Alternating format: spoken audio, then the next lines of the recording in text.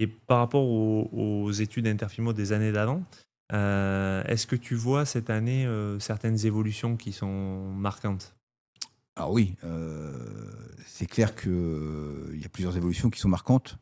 Tout d'abord, la référence au chiffre d'affaires Ouais. historique. Bon, ça, c'est clair que alors ça a déjà commencé il y a 3 ans en réalité, hein, Oui, ouais. où on a une déconnexion complète, des chiffres d'affaires par rapport au prix de cession. Ouais, Bon, ça, c'est dû à l'évolution des produits chers, tout à fait, ouais. donc plus de 150 € et plus de 1 930 €, où on a, 35 d'augmentation, du chiffre d'affaires sur les 4 dernières années, avec une marge qui ne suit pas.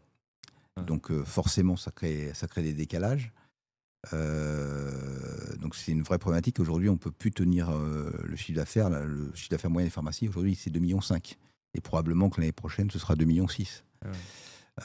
Avec une marge qui évolue encore légèrement favorablement d'après Ouais, les mais chiffres pas en du proportion. GERS, Ouais, mais pas en proportion. ouais. Donc du coup, effectivement, on a, l'impression que les prix, des pharmacies, s'effondrent. En réalité, c'est pas vraiment ça la réalité. C'est juste qu'on a une déconnexion entre l'évolution de la marge et l'évolution, du chiffre d'affaires. Donc ça, c'est le premier grand point.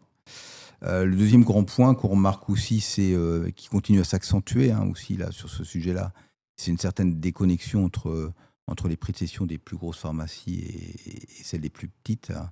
Nous, on a décidé d'arrêter de raisonner en chiffre d'affaires du coup, donc on préfère désormais, raisonner en marge. En marge.